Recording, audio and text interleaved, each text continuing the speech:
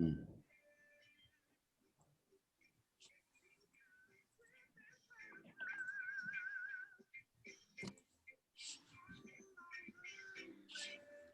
Hello, everyone.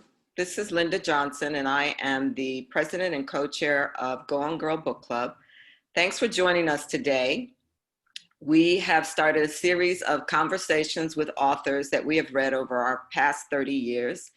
And today we have Walter Mosley, who is one of the original authors that we read during our very first year in existence.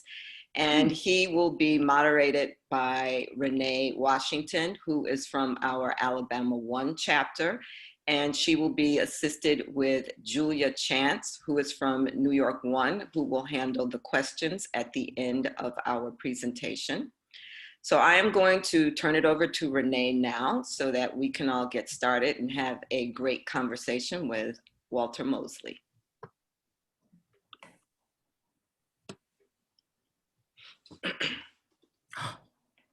We can't hear you. Well, I guess I need to unmute myself. So let me start again. Thank you everyone for being here. We are so excited to have the incomparable Renaissance man, Mr. Walter Mosley. Walter Mosley is one of the most versatile and admired writers in America today. He's the author of more than 60 critically acclaimed books across several genres, including the major best-selling mystery series that I'm sure we're all familiar with, featuring Easy Rollins. His work has been translated into 23 languages and includes literary fiction, science fiction, political monographs, and a young adult novel, erotica. He covers every category. Just amazing. His short fiction has been widely published, and his nonfiction has been in the New York Times Magazine and The Nation, among other publications. He's the winner of numerous awards, including an O. Henry Award, a Grammy, and PEN America's Lifetime Achievement Award. And of course, he is also the recipient of Go On Girl's Author of the Year Literary Beacon Award, which he received in 2011 as part of the 20th anniversary celebration of Go On Girl Book Club. Before we begin speaking to this genius of a man, we want to make sure that everyone understands that you can post your questions in the chat, because we are reserving time at the end for Walter Mosley to respond to those questions. And be sure that your setting is set for panelists and attendees so that your questions will be seen by everyone. Okay, Walter Mosley, welcome. Welcome, welcome. So glad to have you here. Thank you. It's great to be here. Thanks a lot. Yes, so I wanted to start out, there's just so much. We were talking about you, and we really could talk to you for hours and hours, but we don't have that much time. So, one of the things that I read about you is that you have a memory from 3 years old. Yes. Yeah, okay, yeah, and that this memory is you with your parents in your California home. And you remember yourself running outside, playing, running around, while I think your father may have been doing some gardening, and you went into great detail about the house that you were living in, and the addition that your father built on. And what struck me about that memory is because you are so prolific in many different areas and genres, is that you said that I believed I lived everywhere that I could see or walk to. So as a young child, it seemed that you felt like you had this freedom to just move and be. And I'm wondering if you connect to that in any way, because you don't seem to have any blockers or boundaries around what you are able to do. And that's particularly telling as a Black man in America, where we are, as Black people, we are put in so many boxes. So can you speak to that freedom that you do seem to have, that I can do this, I can do that? Yeah, I know it's an interesting question, and it's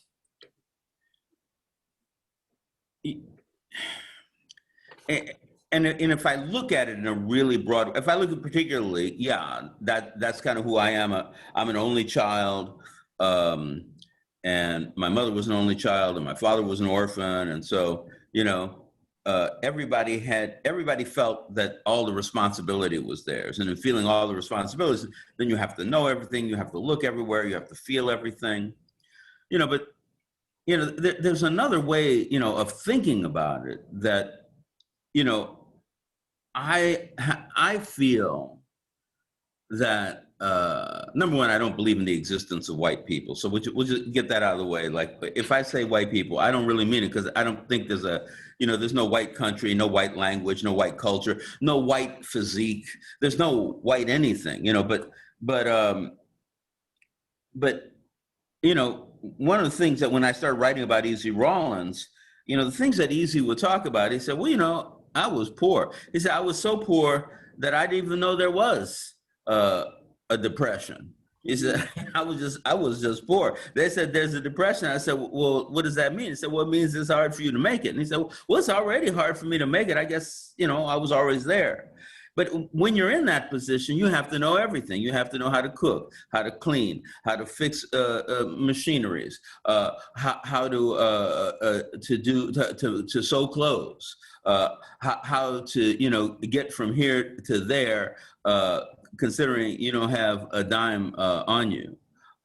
It's incredibly, poverty in America for anybody makes you incredibly creative. No matter with anything that you can think of doing, you have to think, well, I'm going to do this myself. There's no other system. Nobody's going to give it to me. I might have to steal it. I might have to sneak away with it. I might have to do it in a different way. And so it seems to me, like I know a lot of wealthy people of all races, born to rich families, the famous families, talented families, and those people seem to have the worst possible chances of making a life that they love, because everything has been done for them, and on top of that, their parents have already done everything. You say, well, how do I keep up if my mother's Beyonce? How do I make it from here to there if my father is Bill Clinton? I mean, it's the thing. And I'm not talking about their kids, by the by. I mean, I don't know anything about their kids, but I'm saying that where I came from and how I came from made me say, well, I don't know if I can do everything, but everything I want to do, I have to try really hard to get that done.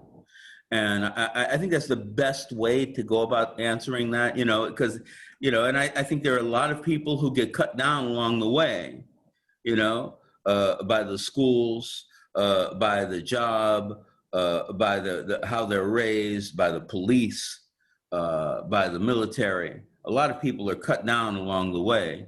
But that nascent ability, I think, is in so many of us. I'm always thinking that. Yeah. And I love, that's such a powerful reframe, because what a lot of people would term as, well, this is how I had to survive. Mm-hmm. You said, no, this is how you can be creative. Yeah. And that's one of the things that I have been keenly aware of, particularly during the past 4 years, is all of these narratives, these old narratives that have been dropped on us as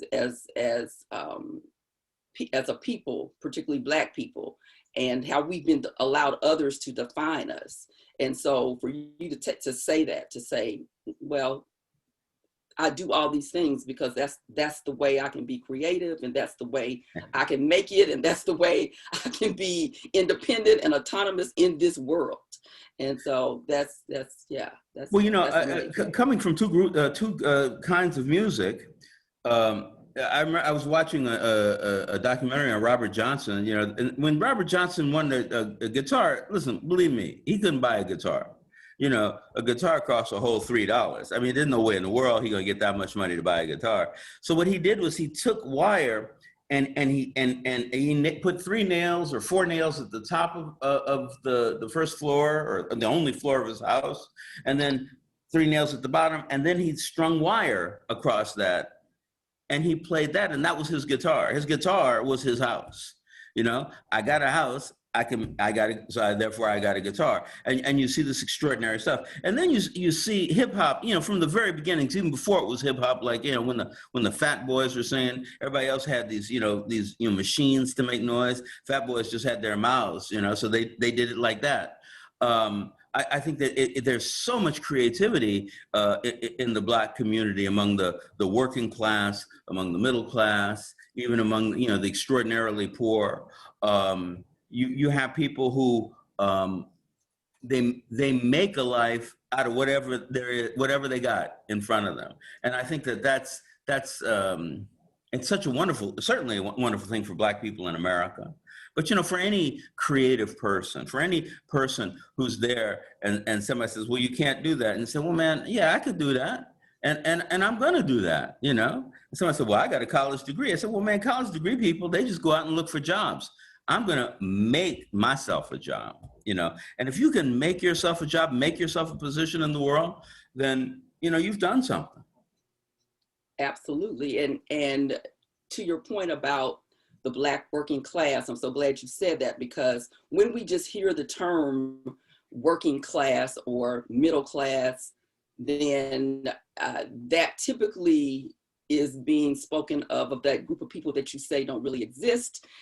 and in your books, you are, you know, you do such an excellent job of portraying the working class Black people and how, you know, we're all just trying to make it in this world. And you, throughout all of your books, that's a running theme, is that we get up every day and we try to figure it out just like everybody else. And we are not just sitting around, we too are out here trying to get it. So when you spoke about the creativity, and I saw that one of your early influences was comic books. Yeah. And I also read that during COVID, you finally have gotten around to writing a comic book. Is that true? Is that correct? Yeah, you know, this year is the 60th anniversary of the Fantastic Four. The Fantastic Four was the comic book that kind of made me say, oh my God, this is interesting. And it's the 60th anniversary. And so Marvel Comics has tasked me to write a mini series about one of the members of the group, The Thing, you know, who, you know, is a Black character without being a Black character. You know, he's orange and rocky and very strong. There's a moment in the first episode that I wrote where he's signing up for a dating service. And one of the questions was, well, what's your race? And he looks at his rocky orange hands and he goes, well, non-white, I guess. You know, but it's really fun to write about in a series that was created by a group of people who, you know, actually made me believe that, you know, I could be a storyteller. So does that check off all the boxes for you? Is there anything, any category that you have not conquered? Well, I mean, I think there are things I haven't done. I'm not sure if I want to do them. I haven't written a romance novel.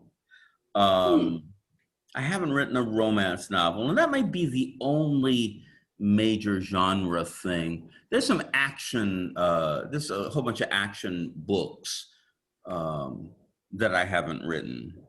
And I might want to go do those two things, and I may not, you know, I don't know. I'm happy there. You know, I haven't nearly explored the genres I've already taken on enough. So I have a lot more to write.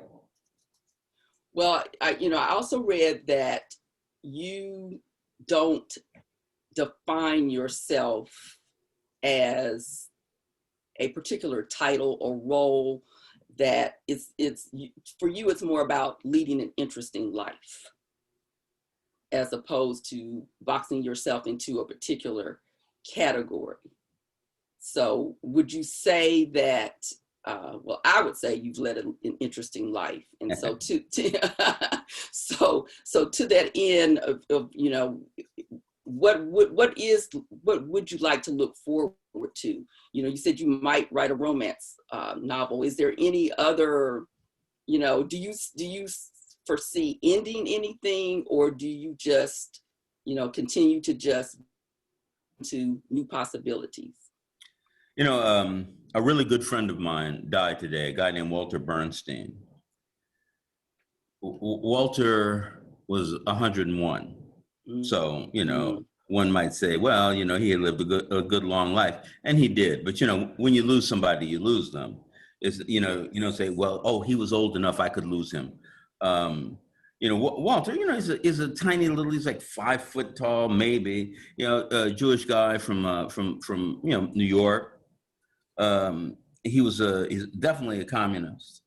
When Paul Robeson was in Long Island doing a show, Walter and all of his friends, black and white, got around him because people were throwing rocks at Paul Robeson because they hated him because they didn't understand their own history. And, you know, for me, you know, that life is about understanding, you know, my history. Like, you know, a lot of people, you're saying a lot of people are, you know, talking about, well, you know, I want to, you know, be famous. I want to specialize. I want to fit in a box. Well, you know, I know it sounds good. You know, if there's a lot of money in that box, you know, you say, hey, I would like to be in that box, you know, but, you know, the box is always defined by capitalism, always, you know, and that's the money thing. And I'm over here thinking about democracy. I'm over here saying that we all have a right and we all should be involved, and we all can make a world for ourselves. So you have to get out of the box.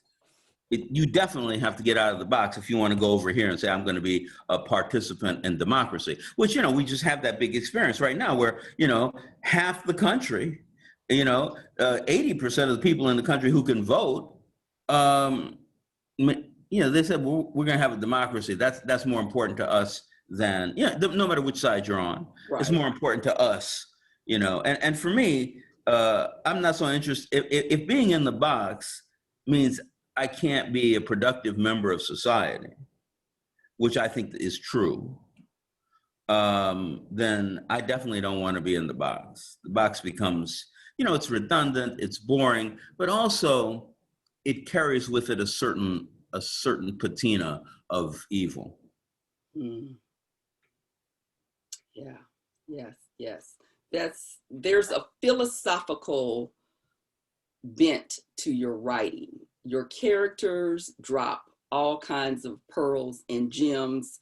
I wrote down a few. I'm not going to go through all of those, but one of my favorites was, you know, from Socrates, you know, always outnumbered, always outgunned, when he said, what's the biggest problem a Black man have?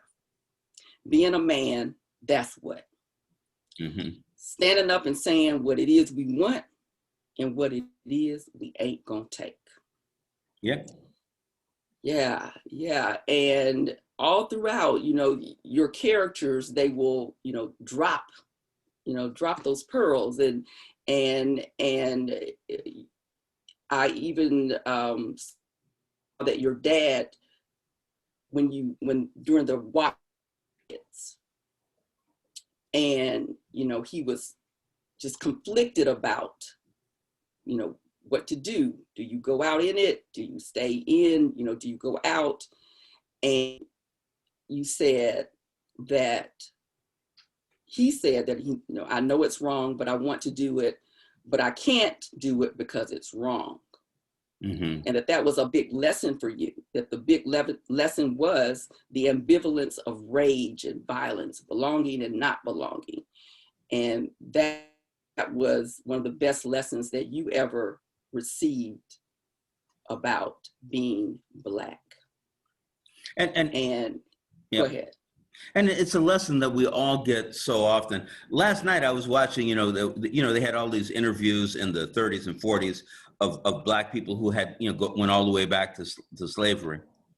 And there's this white guy who's doing all of these recordings. And at one point they said, what do you want? He said, well, I want to give Black people freedom. I want to give Black people an even chance. I want to give Black people an education. I want to give Black people everything they need. And one day while he was saying this, there's an old Black guy sitting on this chair, and he was just looking at him, smiling, but shaking his head like this. And the guy said, well, why are you looking like that? And he said, well, man, you talk a good show. You want to help us. You want to do this. You want to do that. I said, but you have to understand, you can't give me freedom. You can't give me education. You can't give me the ability to be a man. I said, that's me. I already got that. I was born with that. And, the white guy, listen, the white guy was saying it, so at least he understood. Let me change that. The so-called white guy was saying that, so at least he understood, But, that's the thing, one of the reasons I write about Black male heroes is because there are so many of us who are so brilliant and genius, not in the, Albert Einstein kind of genius way, but in that kind of genius where you understand yourself in relation to your people. Mm-hmm. And, the original version, the original understanding of that word. And, and that's just it's so beautiful. It's so gorgeous who we are and what we are, and, Black men, have we've had a lot of trouble, I'm not saying we've always done the right thing. That's definitely not true. But there is at least the potential for brilliance. There's our Socrates and our Plato and our, Kant and our Benjamin Franklin and our, we have an incredible well of knowledge and experience that, I write about it. And, you're talking about it in my books. And, I remember once Socrates, he had a big group of people, all kinds of, races and backgrounds and stuff. But he said, I only want to talk to the Black men tomorrow.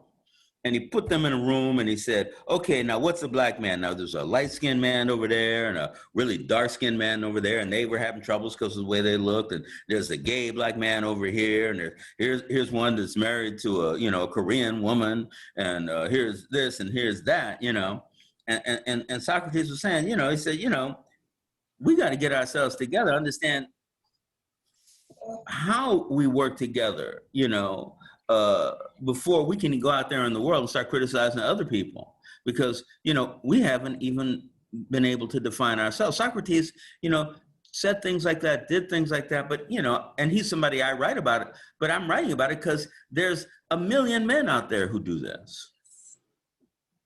Yes. And your portrayal of Black men is so powerful. And how do you feel about that from the perspective of, operate under these narratives that the so-called majority has placed upon us, but, in all of the books that you write, you give the complexity of Black people, particularly Black men, in a way that we don't get to see that often. And do you feel that your writing has moved that needle in any way that you can, actually connect to? Well, I certainly hope it has done that. And I know that when I started writing, only Black women would come to my readings. They'd come and they'd say, I'm buying this for my boyfriend. I'm really hoping he's going to read it because what you're saying in here is, and that was the first year or two or three. And then in the fourth year, all of a sudden there were Black men, coming in and said, well, my wife gave me this book. And, I read it and it's all right, which is great. It's not like, oh, this is genius. This is the best thing I ever read, blah, blah, blah. This is all right. I can see myself in here. And, and really, it's a simple thing. We're just looking for ourselves to be reflected in the culture that we live in. And, and on top of that, my characters are heroes in that sense. They're heroic. They do things. Other people want to know them. They want to hang out with them. I love Richard Wright, but there's no character he ever wrote about that I want to hang out with. You know, That's true. That's true. understand that stuff, but you know, you stay over there, I stay over here. You know, and you know, and it's the same with a lot of people. With Ellison, with Baldwin. Himes, not exactly. It's interesting where Himes is. Yeah, I think Langston Hughes was wonderful. He went, you know, you want to know Simple, because Simple, you know, in the Simple stories, he's a guy you need to know. You know, but the idea of writing about a person who you can identify with, who men said, well, you know, I know people like that, or you know, I want to be like that, or you meet women and say, listen, I actually went to a thing once, and women have asked me, you know, for Easy's phone number. I said, do you have Easy's phone number? No, you know, right. And if not that, I'll take Mouse's phone number if I can't get Easy.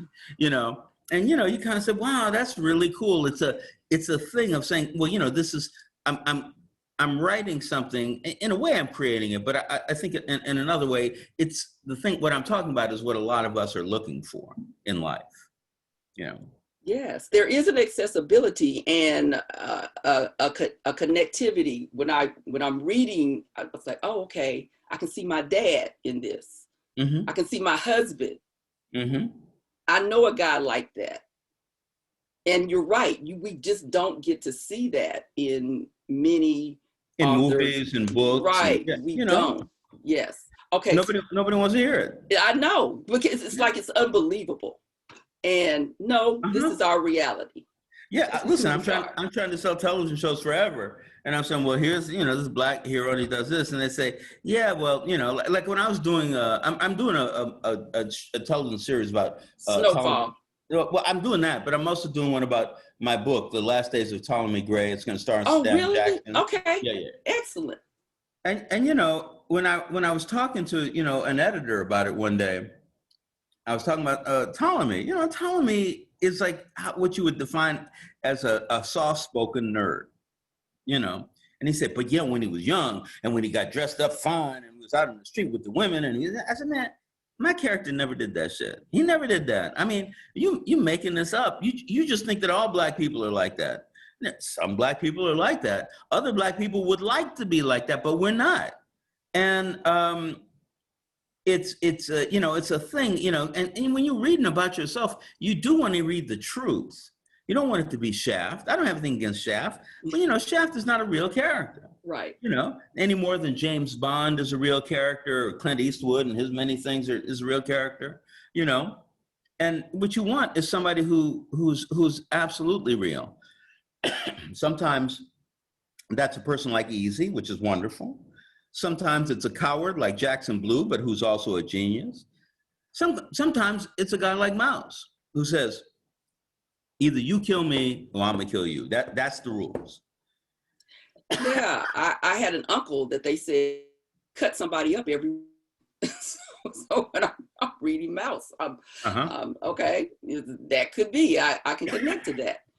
And I'm glad you said that about the nerd, because that reminded me of, and tell me if I'm saying his name right, because I do have before I get to that, your character names. Where do your names come from? They're so creative. DeWitt Albright, Daphne Monet, Junior Fournay, Giacomo Johannes, Socrates Fortlow, Laertes Jackson, who I was going to ask you about, Miss Winsome Millerton Pomerantz. You know, there's just a lyricism to the character names that you create. Where does that come from? Well, I think it comes from where I come from. I mean, that's what people have. You know, names are so important in the Black community, right? So, like, you got a son, and you live in Birmingham, for instance. You know, I mean, and it's 1922. So your son, you say, well, we could name him Bob after your father. Say, yeah, but I don't want these Peckwoods out here calling him Bob. Say, hey, Bob, go do that. Let's call him Mr. Mister. Say, yeah, because if they're going to use his first name, it's going to be respect in the name, you know? So, and so you have that thing. You got okay, Mister. I had a character, I called him Master. So I said, what should I call you? He said, well, my name is Master, you know? It's like, you know, and if you don't want to call him master, then you're going to have to call him by his last name, you know, and you know, you should say Mr. Jones, you know, and you know, and I think a lot of people have those kinds of names. There are a lot of normal names, and those are the ones that we, you know, that you go toward, you know, but names, you know, either it's what your parents expect out of you, like Socrates, for instance, or master, or you have a name that defines you. Ezekiel Rollins. Ezekiel's, the one thing you know about Ezekiel's life, it's not easy because of his Right. personality. Quite the opposite, yes. And you know, the one thing you know about Raymond Alexander is he's no you know, shrinking violet. So they call him Mouse. You know, so well, let's go talk to Mouse. And you might think, oh, well, that's okay. I can control that man. And then you meet him and say, oh, I don't know now. You know, so it is that, you know, that thing for me, you know, and it feels like I've been living with it my whole life, way before I was a writer. Wow. Yes. So with that creativity, is it true that you know, one of the things that you talk about is the discipline of writing, and you write every day? Is that still true for you, that you write every day, typically in the mornings? And I also read that when you read, that you love to read either in motion, or that your favorite place to read is in the bathtub. I know. If I'm in motion, especially, but if I'm in a boat, you know, going from here to there like a ferry, I love it. I love reading in the bathtub. You know, for some reason, I don't know, I can't really do anything else. You know, even if I think of something, so, well, you know, I should take care of that. So, well, I'm in the bathtub, so I keep reading. You know. So tell us, what else would you say is a part of your creative process? You know, I was thinking about that. You know, and you know, we didn't discuss it, but you wrote me a letter in which you said, you know, you might ask that question. I was thinking about it, and you know, and the only thing that I need is a good night's sleep, because it's hard to write when I can't, you know, when I haven't had enough sleep, and no immediate danger. You know, there's all kinds of danger in this world. I mean, every minute I was around and Donald Trump was the president, you know, there was danger, you know, but it wasn't immediate. I said, well, is he going to shoot you right now? I said, well, no, probably not right now. I said, well, then you can keep writing. So, okay, you know, and I think that's, so, you know, you might add into that health, you know, like, you know, you don't want to be too sick, you know, but and I can, as long as as I have, you know, just the basis, I do find, because I was on a boat once in a cabin on, you know, like on a cruise line thing. Well, it wasn't on very long, but the room was so small that I couldn't write. I went, oh my God, I can't even stand up from my chair and walk from here to there. I can stand up, but then the only thing I can do is sit down or go out, you know, and that stopped me from writing, you know. Yeah, so, and I do associate you with freedom. That word just keeps coming up for me with you, because again, you have you've been in so many different areas of creativity that is as if you just have no bounds on what you are willing to do, what you want to do.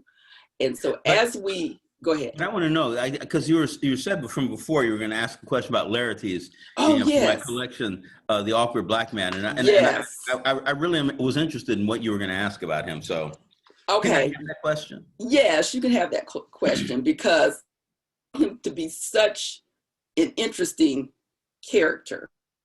Because the nerd, that's what reminded me of it. But in that book, what they keyed into about him is that he was so, what's the word? Nerd doesn't get it. He was just so in tune to, I guess he was literal You know, he was very literal. And, you know, he would address the thing from a literal perspective. And in that short story, there was a definition of genius, that true human genius has no patience for the mundane. And that characteristic was attributed to him. And do you have patience for the mundane? Because I attribute genius to you. No, I mean, I have two answers to that question, but the one you're asking, no, I don't. People come up to me and they would say, you know, like, we're going out and having dinner with Joe. And I would say, but Joe's an idiot. You know, and they say, well, yeah, but we have to have dinner with him. I said, you have to have dinner with him. I am not going to spend my night tonight with that. I would rather sit and watch television, you know, at least I get to choose the show than, you know, go out with Joe. And, you know, I think it's good. And I think that the other thing is that is from my book, 17 Stories, The Awkward Black Man. And for me, the real, you know, the majority of Black men and women, I mean, I'm saying Black men because I write a lot about Black men, but Black men and women are living a kind of life that that is not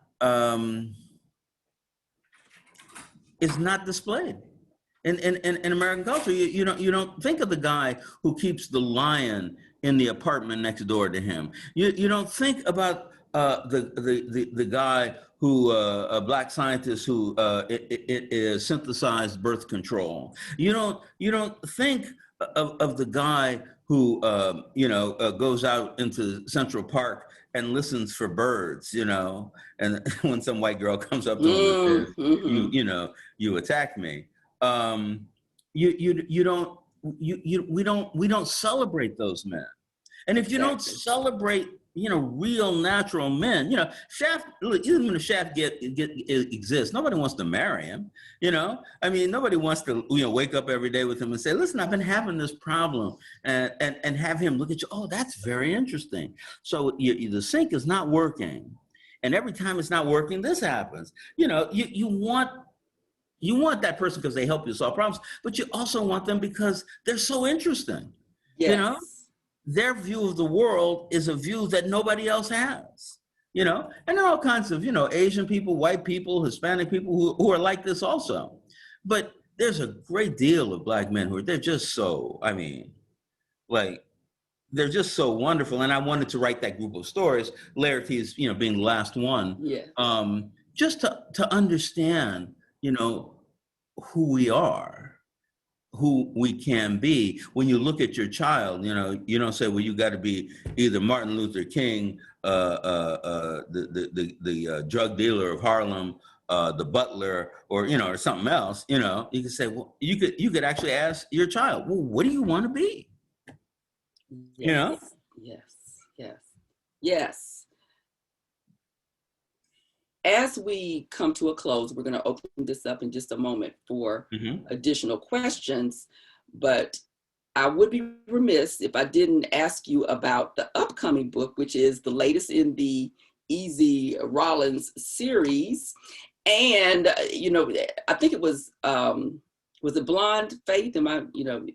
That I did have a book named Blonde Faith. Yes, and that's where people thought that you had killed off Easy Rollins, right? Exactly. Yes. And was that a decision for you to whether to bring him back or not, or did you know? Were you just teasing us? Were you just messing with us? Well, I mean, it might have felt like I was teasing, but I just didn't know what else to write. It didn't seem like I was writing new storylines. And then I realized one day that it's because I had gotten to a time in Easy's life that's no longer defined by my father, but defined by me. And so I had to kind of change the narrative point of view to mine rather than the way my dad would have looked at stuff. And so then I said, then I saw, then I wrote Little Green, and I kept on from there, Charcoal Joe, Yeah, so the new book is Blood Grove. That's coming out within the next couple of weeks. Right. And I don't know if you want to read a snippet of that share that You with know, us, or you just want us to I wait? don't even have it here. I had Okay. 220 copies yesterday, but I signed them and sent them off. So I don't even, but listen, this is a book that really talks about not so much Easy having been in the armed services, but how being in the Army, in the armed services, formed who he was. And there's this young white guy who might have killed a black guy, might not have, who comes to hire him, and Easy takes the job. He says, because I'm just as much his brother, because we're brothers in war, as I am a brother to this black man, over here. And said, because race, identity, it's not defined by them, it's defined by our experience, and because of that, you have, you might have Jimi Hendrix. I don't know if you ever met him, but if Jimi Hendrix, who we all know, ever ran into Roy Clark from that show, Hee Haw, they could have taught each other something about a guitar. There's no question that one would look at the other one and say, "Oh, damn. Hey, man, how you do that?" And so that's kind of what this book is about. Easy has a lot of trouble, of course, and Mouse is in it, and Mouse has learned how to read, which is really a scary thing, so. Okay, can't wait for that. Okay. All right. Well, as I turn it over for questions, I wanted to share that you are also an artist, and you're a potter. And there is a Go On Girl connection that we wanted to be sure to mention, that you took a pottery class with Aura L. Oh, yeah. So she wanted to tell you hello. Oh, and that's she's the person, she's the Go On Girl sister who creates our awards. So yes. And so is she still not in Jamaica? I don't know. The last time I talked to her, she was in Jamaica. I know, I saw her award. Yeah, but anyway, yes. Yes. And also we have another Go On Girl connection, Paul Coates, who I know you work with Black Classic Press. And so, he also is connected to Go On Girl. And so we wanted to. Paul's my closest friend. Yes. Okay, great. Well, we are going to turn this over and bring in some questions. So I'm going to turn this over and bring Julia on. You ready, Julia? Yes, I am. Hey.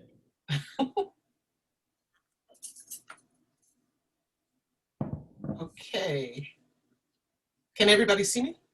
No, you're I off see camera. your name. Yes. Okay. Well, I'm going to go on with it.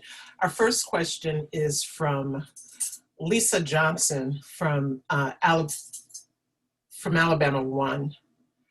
She says, the police officers and other characters in the legal field are very descriptive in your books. Did you ever work in law enforcement or the legal field? No, I did not. However, I would say that, people always talk about how dangerous America is and people and guns and all that stuff. I've had guns pulled on me 4 times in my life. Every time was by a policeman in Los Angeles. Now, when you find a certain, a group or class of people are pulling guns on you, you study them very, very closely. Because so I know a whole lot about, the emotional moment of dealing with the police. I don't know what it's like to be a policeman. I honestly believe that most policemen, whether they know it or not, live inside of a cult. There's a police cult that, makes it so that they very often can't do what's right. There are a lot of white people don't want to see some other cop shoot down a black man, but there's very few police who will turn that cop in. Okay, I have a question from Ron Blake. He says, Leonid McGill is the character with whom I identify with most easily. He's a dad, a husband, a professional plying his chosen craft. What, if any, situation or character led to the creation of Leonid? A guy who runs a mystery bookstore in New York named Otto Penzler said, he wanted a a short story for a collection that he was writing. That's the way he did things. It was a collection he was writing, and he said, I want there to be a femme fatale. And so I wrote a story about a woman named Karma. Now, Karma's, nobody knows this, but when she was very young, her father, when Leonid was a criminal, was set up by Leonid, and he went to prison, and he died in prison. Innocent man, went to prison, died in prison. And so she comes to him many years later, wanting to hire him for, some crime, made up crime. And in the end, she seduces him. And when he leaves, she commits suicide. But no, she didn't commit suicide. She hires a guy to come in and murder her. And she did the whole thing to set Leonid up for her murder. She was willing to die in order that Leonid would pay for the crime he committed against her father. And Leonid got out of it, just barely, he got out of it, but he realized at that moment, he said, I'm not a good man. And I think I'm gonna become a detective. And that's that. Adrian Marshall asks, at what point in your life did you realize that writing was what satisfied you? And can you describe that feeling of satisfaction, your feeling of satisfaction? Yeah, describing satisfaction is really difficult, except, for grunts and groans and that kind of stuff. But I was in my 30s, my mid 30s, and I was working as a programmer for a Mobil Oil in New York on 42nd Street. It was a weekend. I was a consultant, so I was alone. And instead of writing computer code, I wrote a sentence, on hot, sticky days in southern Louisiana, the fire ants swarm. And I went, that was it. I said, hey, I like that. I recognize that as literature, and I think I can do it. And ever since then, whenever I sit down to write, I kind of have that feeling. I say, oh, this feels good. Even when I'm writing, what I'm writing isn't working, I'm feeling good at the place I'm trying to get to. Pat Douglas says, heroes have flaws. What is Easy's flaw? Why did you choose that for him? And how does he come to terms with it over the course of the series? I think Easy's only real flaw is that he's a little bit too loose with his own safety. And being loose with his own safety means that his adopted son may have problems, his adopted daughter might have problems, his good friends might have problems. And also, he is so committed to the notion of truth. I've always said, there's two different kinds of things. One is Paris Minton and Fearless Jones. Those are two kinds of detectives, not professional. And then Easy. Easy is a tragedy waiting to happen. And Fearless and Paris, they're a comedy. They want everybody to do well. At the end of their books, everybody has money, everybody is free, nobody's in trouble anymore. At the end of Easy's books, you'd be lucky if you're dead. So this is it's a philosophical flaw, I think, in Easy, but it's always there. I didn't know it till about the 10th book, but I said, this keeps happening. Are there any young Black male writers that you connect with? Any who have stories or a style that remind you of your own? Wow! Oh my God! What's his name?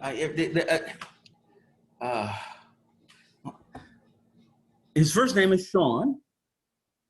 And I've actually forgotten his last name, but his most recent book is a book called The Asphalt Jungle. Oh, yes. Sean is an extraordinary writer. You talk to him and he says, well, I said, your life hard? He said, it wasn't hard. He said, we didn't have indoor plumbing till I was 16, but, we did okay.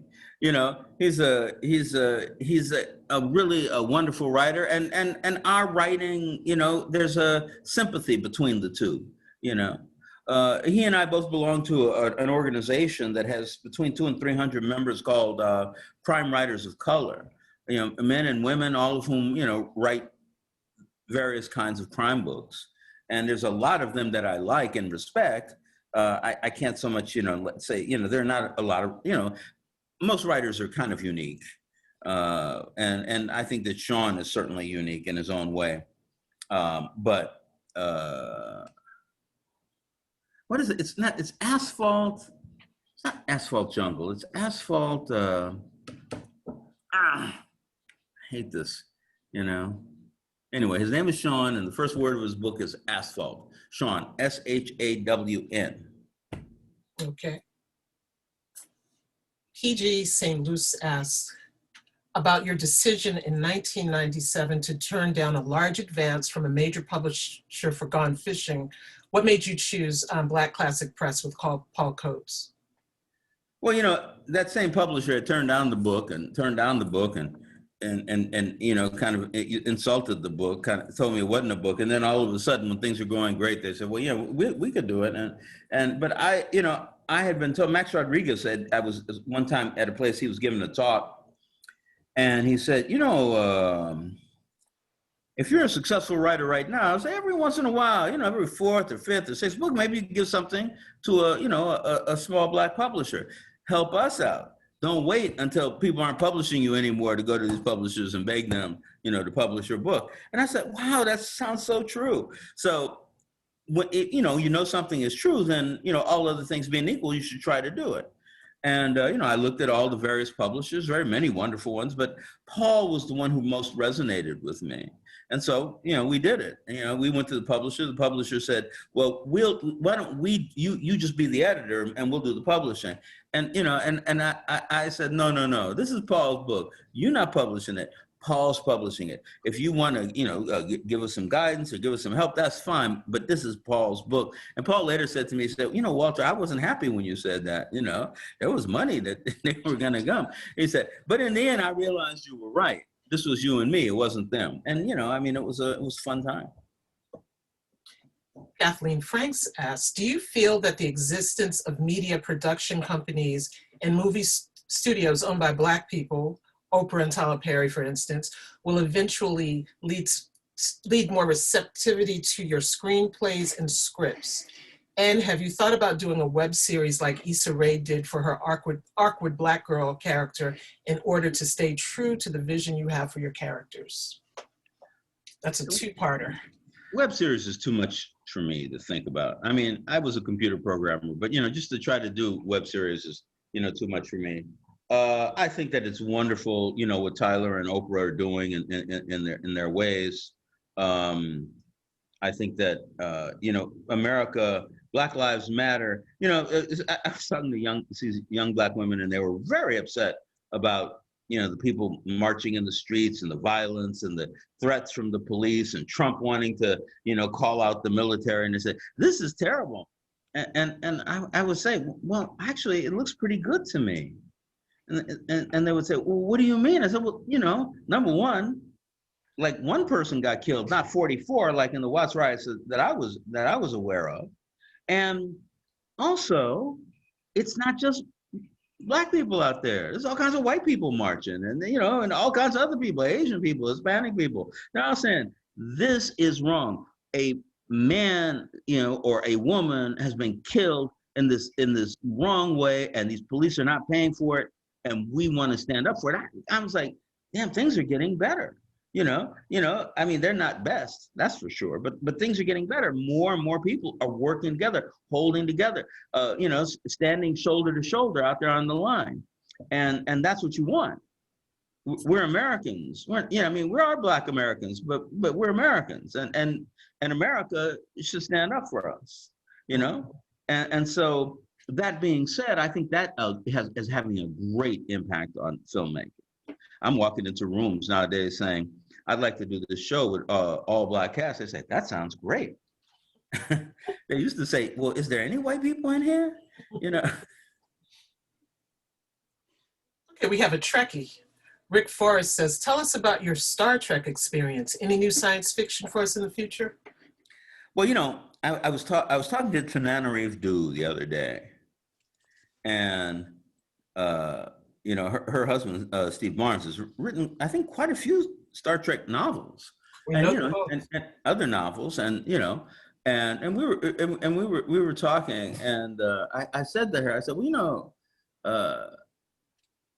I've written 11 books of science fiction. I went back and counted, it's really 15. I've written 15 books of science fiction, you know, written and published.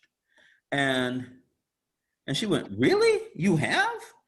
And it's a kind of a thing. It's so nice when people recognize that I've done it, because I've kind of not been accepted into the thing. But working with Star Trek, I wanted to work with Star Trek. I worked on, you know, in the show for a while, and I decided that I wasn't so interested in you know, what the rules were and what the structures were for doing it. And of course, I mean, I had a problem with being, you know, sent to human resources for using the word nigger. Now, I don't want anybody to be mad at me for, you know, saying I used the word nigger, but what happened was I used it because a policeman called me that. And I said, well, the policeman called me that. And I just want to add, the idea of saying the N word is so interesting to me, because, you know, you can say the N word from the morning until the evening and nobody can say anything to you because it's okay, right? You know, and I was so mad at these people. I'm saying, you mean I can't use this? I mean, I can't even say this because I didn't call somebody that. I just said, well, this is what the cop called me. This is what he said to me. And he said, well, you know, you can't talk like that because you might trigger somebody. I said, shit, I've been triggered for like 400 years and I got to worry about some dude, you know, I don't even know what color this dude is. I got to worry about him being triggered for me saying, you know, a word that rhymes with trigger. I mean, come on. You know, I mean, it was crazy. So I had to quit. But I wasn't sad to quit. Because, you know, I think that that when I was a kid, Gene Roddenberry was really the first person to understand the political dilemma that science fiction could address by doing Star Trek. Mm-hmm. And I was looking for that and I didn't find it. You know, that doesn't mean that there's anything wrong with it. I like the shows. I've watched a lot of them, but it's not the kind of work that I wanted to be doing. So I didn't do it. But, you know, I keep on writing science fiction. You know, I got a book. I just finished a book called The Third Element, and I'm trying to get it published somewhere now. Okay. Alonzo Wright wants to know, what feeds your creative process?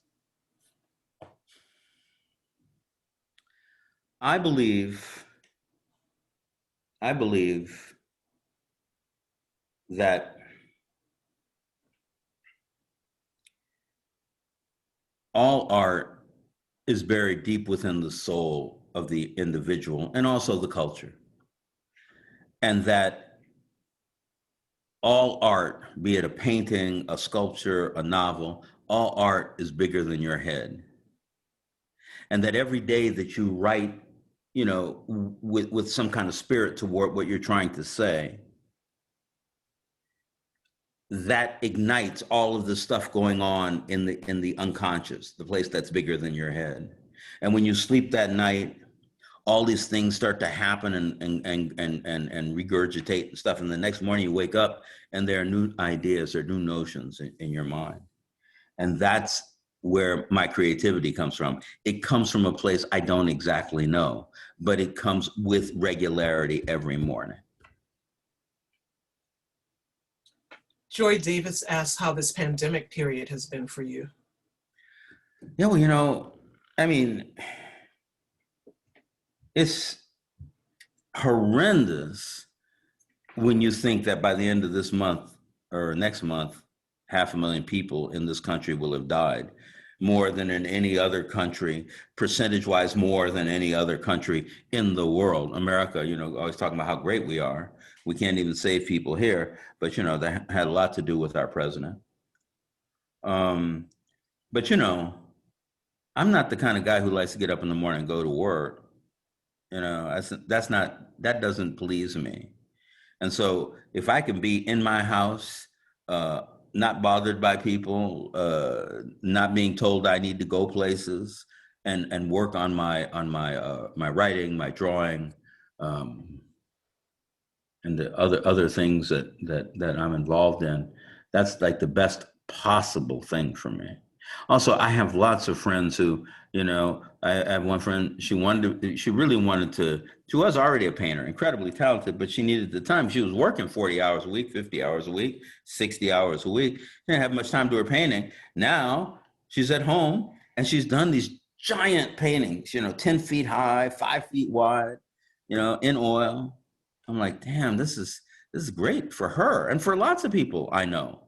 And if you can take advantage, I mean, it's a terrible thing to have happened, but if you take advantage of it, and then even if you look at it, you say science has changed. The worldwide pandemic is like a world war. Whenever you have a world war, science grows quickly.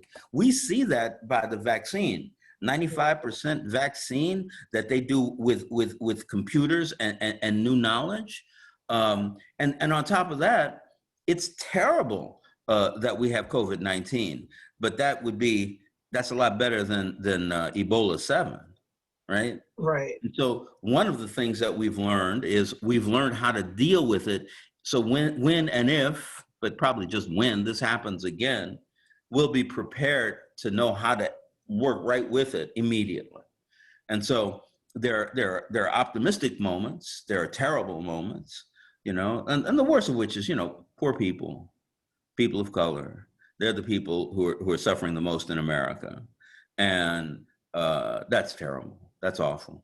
And so it's all over the place. Like any giant event, there are things that I'm optimistic about, and there are things that that I'm torn up about. Walter, we see your art supplies behind you. Tell us about your visual art. What mediums do you like to work in, and where do you show your work? I had a couple of shows. I haven't paid much attention. I just started, because my friend was doing this work, and I kept saying, "Oh, this is so great! You got these giant canvases, and you're doing this stuff." So she said, "Well, how come you don't have giant canvases, and aren't you doing it?" And so I'm right now I'm working on a painting that's not 10 feet high, but it's 5 feet high, and it's 4 feet wide, and it's this kind of work that I call alien script. Alien script for me is a thing I was, when I was a kid. I'm at home and my parents are reading these stories and they're really beautiful and they're amazing. And I'm seeing, dragons and all kinds of, interesting heroes and heroines. And I thought when I went to school, that's what they were going to teach me in writing. But when I got to school, it was, lines across the page and A, B, B, and you feel like you did that for 5 years. You didn't, but you felt like it. And so what I do is I still draw the lines across the page, but then I create these, kind of wild figures instead of letters, instead of words. And, I've been doing it for 50 years. It's just now that I'm getting to the large canvases in oil, which is another thing I've never worked in before. Is that what we're seeing behind you? Some of what you described? Yeah, the two things, on my left, those are two paintings that, small things that I did, with acrylic and watercolor. Yeah. Vivian Husband asks, she says, you mentioned you don't perceive white people, in quotes, but they seem to be present in your writing. Mm-hmm. Is it the essence or the characteristics of what we describe as white folks that shows up in your writing? If so, are these characteristics unique to white people? I don't think there's anything unique about white people, which is why there's no such thing as white people, different color hair, different color eyes, different kinds of hair growing on their body, different heights, different body structures, different languages, different religions, different, histories. Britain had 11 races in their day: the Druids, the Picts, the Britons, there's every, the Irish, the Scots. They were all different races, and what happened was the United States. They came here and they said, well, we have a couple of things. We need to build a lot of stuff, so we need people to build it for us. The people here don't seem to like slavery too much, so we're going to get people from Africa. And the people who are here, we need to kill them so we can take their land and control the country. We can call the people here, because the way they look, we can say, well, they're red people, and we can call the slaves black people, so we need a color. We will be white people. That's what they said. But every group that first came here wasn't white. The Irish wasn't white in the beginning. The Italians weren't white in the beginning. The Jews weren't white in the beginning, and probably in the end too. So what you have is a made up culture. Say, I'm a white person, says, the Jew from New Jersey. I'm a white person, says the Italian from Atlantic City, and you say, but you guys don't have nothing in common. You have the same religion. You don't look the same. You don't have the same past. You don't have, your language histories are different. What makes you the same? What makes them the same is the oppression of anybody who is outside of their definition of a culture, their false definition of a culture. To talk like Donald Trump, their fake culture. Walter, did you watch Lovecraft Country? Not yet. I have not. Okay, that was the next question, so you can't answer it. That's right. Karen Ali wants to know, what are you reading now, and what is the last book you failed to finish, and why? Huh. It's the last book I failed to finish. God, that's so interesting. Because it's, failing to finish, I usually decide within the first 10 pages whether I'm going to read a book. So that's not a failure. It's just, I'm not reading this book because I don't like how it's written, what it's about, whatever. I am reading right now, Gabriel Garcia Marquez's The General in His Labyrinth. I think I'm reading it for the fourth time. Now, I don't believe that you can read a book just once and get it. You have to get in that book and read it many times. That's a problem because there's more books than published than anybody could ever read. But still, reading, even a really good movie. If there's a really good movie and you say you just watched it once, I said, well, okay, but you don't know it. You just watched it once, Deborah Carter wants to know, what's the most difficult thing for you to write, mystery or comedy? If I thought I had to write comedy, that would be the hardest thing. Luckily, I don't think that. And I do have a pretty good sense of humor, so I'm writing and things might be funny. But if I thought I was writing comedy, I would fail miserably, This is our final question. Jamie Joyner of Ithaca, New York asked, or she says, you write about women with respect and appreciation and the variance of depth, brilliance, range, and character and beauty, especially of Black women. Where does your admiration of the diversity of women derive? From where does it derive? That's almost sounds like a question that's setting me up to get in trouble. I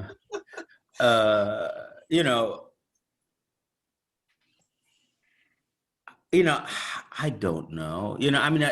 I'm glad she thinks so, because that's like, that's a really kind of wonderful thing. A lot of times I've had women, say that I'm doing the wrong things about women, because, there's a certain kind of expectations, that people have, but I love writing about, all my characters have to be important. Otherwise, why are they in my story?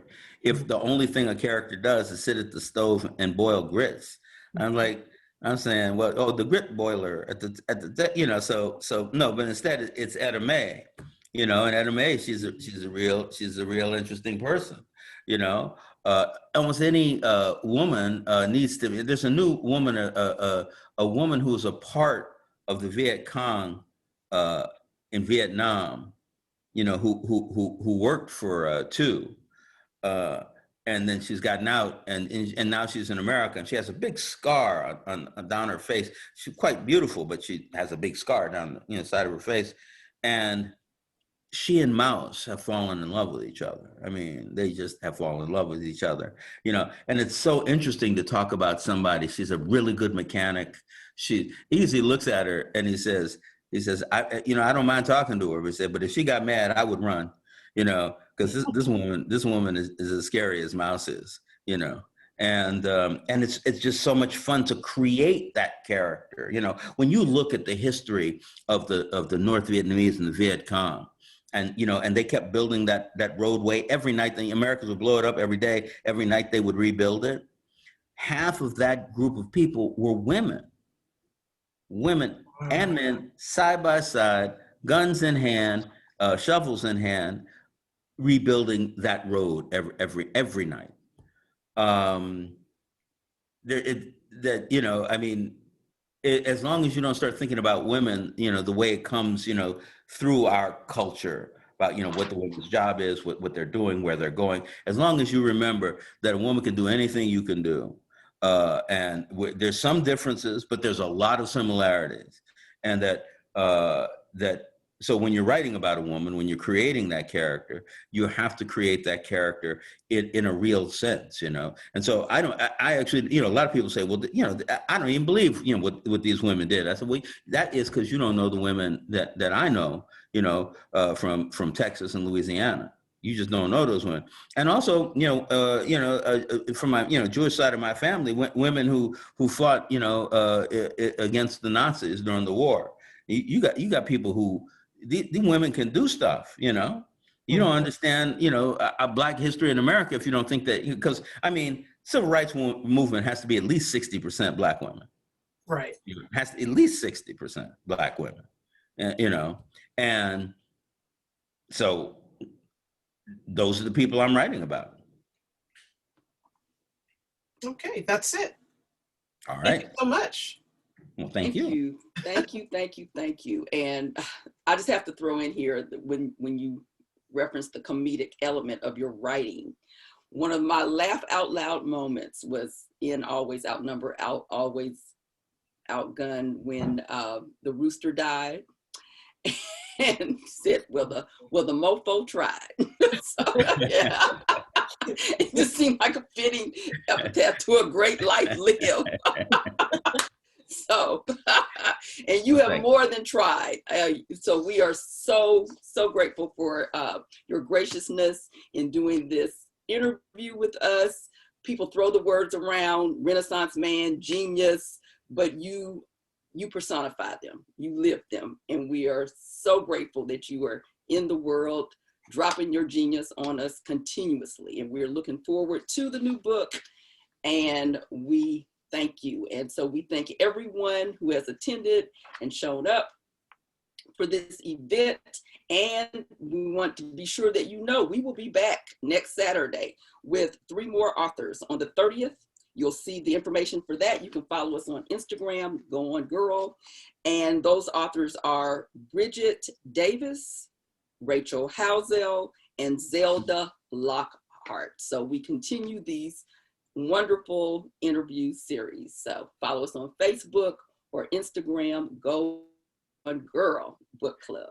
Say hello to Rachel for me. And also, thank you for existing. We need to keep our literature, on target, and you can't do that without, readers and potential writers. So thanks a lot. Thank you.